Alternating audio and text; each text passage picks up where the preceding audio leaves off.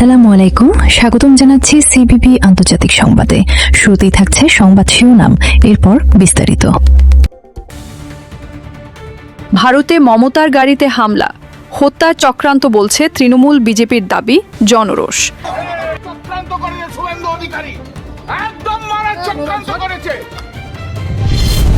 তামিলনাড়ুর মুখ্যমন্ত্রী বিজয়ের সঙ্গেই থাকছেন স্ত্রী সঙ্গীতা, বিচ্ছেদের মামলা প্রত্যাহার।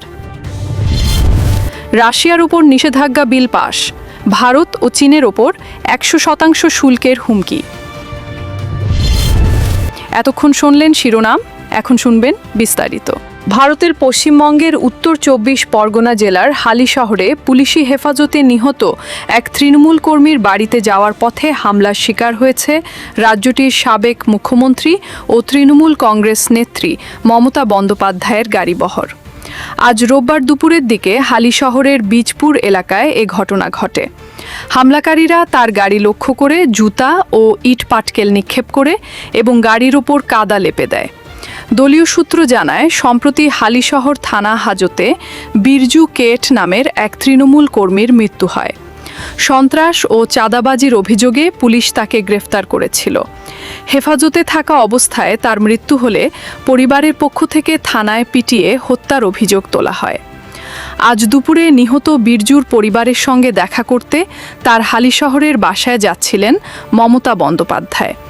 প্রত্যক্ষদর্শী ব্যক্তিরা জানান, মমতার গাড়িবহর হালিশহরের ভূতবাগান এলাকায় পৌঁছালে একদল লোক অতর্কিতে গাড়ির ওপর হামলা চালায়।